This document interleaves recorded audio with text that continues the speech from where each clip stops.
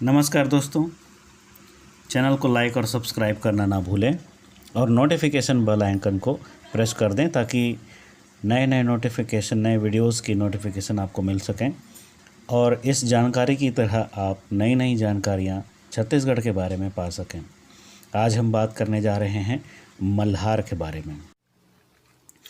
मल्हार नगर छत्तीसगढ़ के बिलासपुर जिले में अक्षांश 21 डिग्री 90 फीट उत्तर तथा देशांतर 82 डिग्री 20 फीट पूर्व में 32 किलोमीटर की दूरी पर दक्षिण पश्चिम में स्थित है।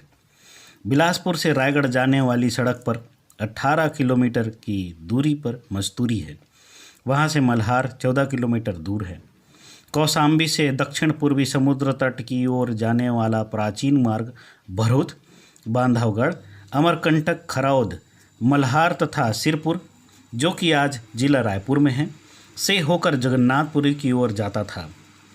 मल्हार के उत्खनन में ईसा की दूसरी सदी की ब्राह्मी लिपि में आलेखित एक मृण मुद्रा प्राप्त हुई है, जिस पर गामस कौसलिया लिखा है।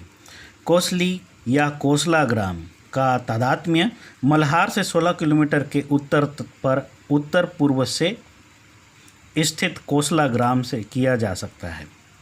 कोसला गांव में पुराना गढ़, प्राचीरी तथा परिखा आज भी विद्यमान हैं, जो उसकी प्राचीनता को मौर्यों से भी पूर्व ले जाती है। वहाँ कुषाण शासक विम कैडफाइसिस का एक सिक्का भी मिला है। दोस्तों, इस मल्हार क्षेत्र पर बहुत से शासकों ने शासन किया है, जैसे कि पहला है सातवाहन वंश। सातवाहन शासकों की गजा मुद्राएं मल्हार उत्खनन से प्राप्त हुई हैं। रायगढ़ जिले के बलरामपुर ग्राम से एक सातवाहन शासक अपीलक का सिक्का प्राप्त हुआ था। वेदी श्री के नाम की मृण मुद्रा मल्हार से प्राप्त हुई है। इसके अतिरिक्त सातवाहन कालीन कई अभिलेख गुंजी, किरारी, कोड़ा मल्हार, सेमरसल, दुर्ग आदि स्थलों से प्राप्त हुई है। छत्तीसगढ़ क्षेत्र से कुषाण शासकों के सिक्के भी मिले हैं। उनमें बिम कैडफाइसिस तथा कनिष्क प्रथम के सिक्के उल्लेखनीय हैं। योद्धयों के भी कुछ सिक्के इस क्षेत्र से प्राप्त हुए हैं। मल्हार उत्खनन से ज्ञात हुआ है कि इस क्षेत्र में सुनियोजित नगर निर्माण का प्रारंभ सातवाहन काल में हुआ। इस काल के ईंट से बने भवन एवं ठप्पांकित मृण भांड यहाँ से मिलते हैं। मल्हार के गढ़ी क्षेत्र में राजमहल एवं अन्य संभ्रांत जनों के आवास एवं कार्यालय रहे होंगे। दूसरा है सरबपुरी राजवंश। दक्षिण कौशल में कंचुरी शासक के पहले दो प्रमुख राजवंशों का शासन रहा। वे हैं सरबपुरी तथा सोमवंशी। इन दोनों वंशों का राज्यकाल लगभग 325 से 655 ईसा के बीच रखा जा सकता है। यह काल छत्तीसगढ़ के इतिहास का स्वर्ण युग कहा जाता है। धार्मिक तथा ललित कलाओं के क्षेत्र में यहाँ विशेष उन्नति हुई। इस क्षेत्र में ललित कला के 5 मुख्य केंद्र विकसित हुए: मल्हार, ताला, खरौद, सिरपुर तथा राजिम। तीसरा है कलचुरी वंश। 9वीं शताब्दी के उत्तरार्ध में त्रिपुरी के कलचुरी शासक कोकलदेव प्रथम के पुत्र शंकरगण ने डाहल मंडल से कौशल पर आक्रमण किया। पाली पर विजय प्राप्त करने के बाद उसने अपने छोटे भाई को तोम्माण का शासक बना दिया। कलचुरियों की यह विजय स्थायी नहीं रह पा। चक्रवर्ती सोमवंशी शासक अब तक काफ़ी प्रबल हो गए थे। उन्होंने तोम्माण से कलचुरियों को निष्कासित कर दिया। लगभग 1000 ईसा में कोकलदेव द्वितीय के पुत्र कलिंगराज ने दक्षिण कौशल पर पुनः आक्रमण किया तथा तत्कालीन परवर्ती सोमवंशी नरेशों को पराजित कर कौशल क्षेत्र पर अधिकार कर लिया। कलिंगराज ने पुनः तोम्माण को कलचुरियों की राजधानी बनाई। कलिंगराज के पश्चात कमलराज, रत्नराज प्रथम तथा पृथ्वीदेव प्रथम क्रमशः कौशल शासक हुए। मल्हार पर सर्वप्रथम कलचुरी वंश का शासन जाजलदेव प्रथम के समय में स्थापित हुआ। पृथ्वीदेव द्वितीय के राजकाल में मल्हार पर कलचुरियों का मांडलिक शासन ब्रह्मदेव था। पृथ्वीदेव के पश्चात उसके पुत्र जाजलदेव द्वितीय के समय में सोमराज नामक ब्राह्मण ने मल्हार में प्रसिद्ध केदारेश्वर मंदिर का निर्माण कराया। यह मंदिर अब पातालेश्वर मंदिर के नाम से प्रसिद्ध है। चौथा है मराठा शासन। कलचुरी वंश का अंतिम शासक रघुनाथ सिंह था। 1742 ईसा में नागपुर का राघोजी भोसले अपने सेनापति भास्कर पंत के नेतृत्व में उड़ीसा तथा बंगाल पर विजय हेतु छत्तीसगढ़ से गुजरा। उसने रतनपुर पर आक्रमण किया तथा उस पर विजय प्राप्त कर ली। इस प्रकार छत्तीसगढ़ से हैहय वंशी कलचुरियों का शासन लगभग 7 शताब्दियों पश्चात समाप्त हो गया। इसके बाद हम बात करेंगे मल्हार से जुड़े कला के बारे में। उत्तर भारत से दक्षिण पूर्व की ओर जाने वाले समुद्र मार्ग पर स्थित होने के कारण मल्हार का महत्व बढ़ा। यह नगर धीरे धीरे विकसित हुआ तथा वहाँ शैव, वैष्णव व जैन धर्मावलंबियों के मंदिरों, मठों व मूर्तियों का निर्माण बड़े स्तर पर हुआ।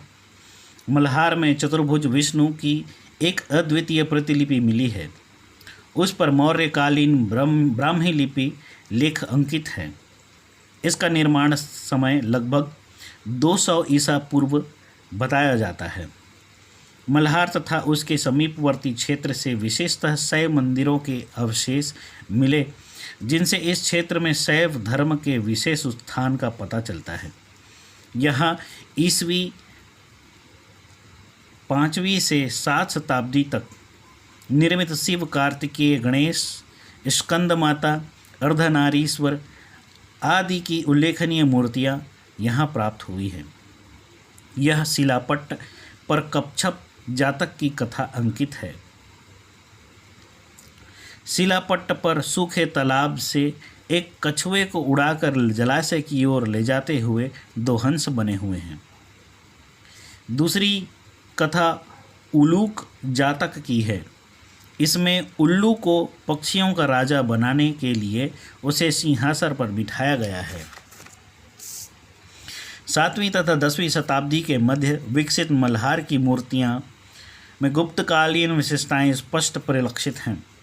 मल्हार में बौद्ध स्मारकों तथा प्रतिमाओं का निर्माण इस काल में विशेषता है। बुद्ध, बोधिसत्व, तारा, मंजूश्री, हैवज्र आदि अनेक बौद्ध देवों की प्रतिमाएं मल्हार में मिली हैं। उत्खनन में बौद्ध देवता हैवज्र का मंदिर मिला है। इससे ज्ञात होता है कि ईस्वी 6वीं सदी के पश्चात यहाँ तांत्रिक बौद्ध धर्म का विकास हुआ। जैन तीर्थंकरों, यक्ष यक्षिणियों, विशेषतः अंबिका की प्रतिमाएं भी यहाँ मिली हैं। 10वीं से 13वीं सदी तक के समय में मल्हार में विशेष रूप से शिव मंदिरों का निर्माण हुआ। इसमें कलचुरी संवत 919 अर्थात 1167 ईस्वी में निर्मित केदारेश्वर मंदिर, जो कि अब पातालेश्वर के नाम से जाना जाता है, सर्वाधिक महत्वपूर्ण है। इस मंदिर का निर्माण सोमराज नामक एक ब्राह्मण द्वारा कराया गया। धुर्जटी महादेव का अन्य मंदिर कलचुरी नरेश पृथ्वीदेव द्वितीय के शासनकाल में उसके सामंत ब्रह्मदेव द्वारा कलचुरी संवत 915 अर्थात 1163 ईस्वी में बनवाया गया। इस काल में शिव, गणेश, कार्तिकेय, विष्णु, लक्ष्मी, सूर्य तथा दुर्गा की प्रतिमाएं विशेष रूप से निर्मित की गईं। कलचुरी शासकों, उनकी रानियों, आचार्यों तथा गणमान्य दाताओं की प्रतिमाओं का निर्माण भी उल्लेखनीय है। मल्हार में प्रतिमाएं प्रायः काले ग्रेनाइट पत्थर या लाल बलुए पत्थर की बनाई गई हैं। स्थानीय सफ़ेद पत्थर और हल्के पीले रंग के चूना पत्थर का प्रयोग भी मूर्ति निर्माण हेतु किया गया है। इसके उत्खनन से प्राप्त हुई कुछ विशेष प्रकार की महत्वपूर्ण संस्कृति का क्रम इस प्रकार है। प्रथम काल ईसा पूर्व लगभग 1000 से मौर्य काल के पूर्व तक। द्वितीय काल मौर्य सातवाहन कुषाण काल ईसा पूर्व 325 से ईसा 300 तक। तृतीय काल सर्वपुरीय तथा सोमवंशी काल ईसा 300 से ईसा 650 तक। चतुर्थ काल परवर्ती सोमवंशी काल ईसा 650 से ईसा 900 तक। पंचम काल कलचुरी काल ईसा 900 से ईसा 1300 तक। दोस्तों, मल्हार एक बहुत ही खूबसूरत शहर है जो कि इतिहास से और अपनी कहानियों से भरा पूरा है। यहाँ घूमने आना बहुत ही सुंदर लगता है और बहुत ही आश्चर्यजनक प्रतिमाएं एवं कलाएं, शिल्पलिपि आदि बनी हुई हैं। इसे छत्तीसगढ़ शासक द्वारा परिलक्षित किया गया है।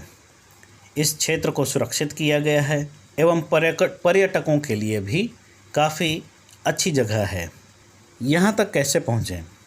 वायु मार्ग से पहुँचने के लिए रायपुर इसके पास का सबसे नज़दीक हवाई अड्डा है, जो कि यहाँ से मल्हार से 148 किलोमीटर की दूरी पर है, जो कि मुंबई, दिल्ली, नागपुर, भुवनेश्वर, कोलकाता, रांची, विशाखापट्टनम एवं चेन्नई से जुड़ा हुआ है।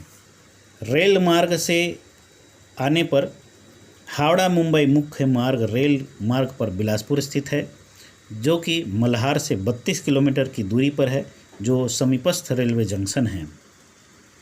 सड़क मार्ग से बिलासपुर शहर से निजी वाहन अथवा नियमित परिवहन बसों द्वारा मस्तूरी होकर मल्हार तथा सड़क मार्ग से यात्रा की जा सकती है। आवास व्यवस्था यहाँ की मल्हार में लोक निर्माण विभाग का 2 कमरों से युक्त विश्राम गृह है एवं बिलासपुर नगर में आधुनिक सुविधाओं से युक्त अनेक होटल ठहरने के लिए भी उपलब्ध हैं। वीडियो को आखिरी तक देखने के लिए आप सभी का तहे दिल से धन्यवाद है। इसी प्रकार हमारे चैनल से जुड़े रहें और काफ़ी शहरों, छत्तीसगढ़ के अनेक शहरों के बारे में जानकारी प्राप्त करें। धन्यवाद।